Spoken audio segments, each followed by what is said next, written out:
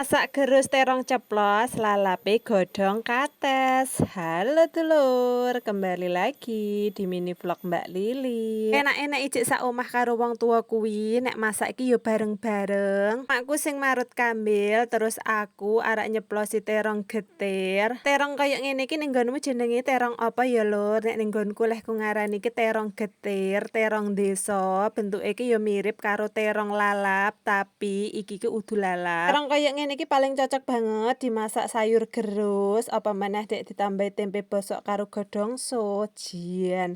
Enak apa, Lur? Terong ceplos ngene iki wajib banget isine dibuak, isine iki yo ora enak ya, Lur. Beda banget karo terong sing kaya ngene tapi sing nggo lalap. Nek sing nggo lalap kae kan dimasak sak isi-isine enak, tapi nek kaya ngene iki ora enak. Teronge iki ora akeh, Lur. Wong iki yo karo lengkeki tanggaku. Aku dhewe iki ora duwe uwite. Sayang iki ning tukang sayur nek terong desa kaya ngene iki jarang ono. Padahal nek terong kaya ngene iki luwih enak lho. Aku ki paling doyan banget nek terong kaya ngene iki. Lanjut, segane ya wis mateng, langsung wae gek dientas. Yo sapa sing isih kaya aku nek masak sego kuwi ki didang, dadi dikeroncong dhisik lagi didang.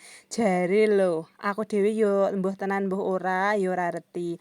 Nek masak nasi carane ngene iki ki kadar gulane iki sithik, beda karo nek digawe saka Magicom ngono ki kadar gulane ki akeh, tapi yo bener apa ora ya embuh, wi sing ngendika ki nek ora salah para bidan. Ya bukane ora duwe Magicom, tapi wis kebiasaan wae nek gawe sego ki mesti ngene iki carane. Lanjut, wajane gek ditangkringke ning pawon, ora lali dokone minyak, dienggo gongso bumbune sayur gerus. Bumbune yo mung kaya biasane, brambang bawang lombok ditambahi kunir ben ora ketok pucet. Iki sing paling cocok banget ki yo nek diulekne tempe bosok, tapi sayange iki tempeku ki lagi tempe sayup ngono kae, urung ngasih bosok, tapi yo ora apa-apa, mergane kan yo ora duwe. Ben teronge ceplos ki ora kedewen, kompal kampul dhewe. Iki ana tahu arep tak cemplungke wae ben tambah rame. Tahune iki wis ora sandet digoreng, langsung wae dijegurne. Men kabeh-kabeh ki ora mawa minyak, lah kok sithik-sithik minyak,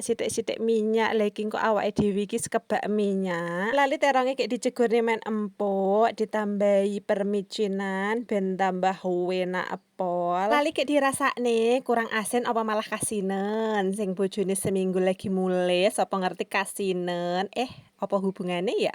Aja deh salvo karo bojoku sing pamer udel, kuwi mau ceritane bojoku ki lagi saka kamar mandi. Iki ki aku ki takon ning bojoku, "Ngapa toh kok saenake awak iki kebak semen yo ning tangan, yo ning sikil, ngasih tekan gulu barang yo kebak semen.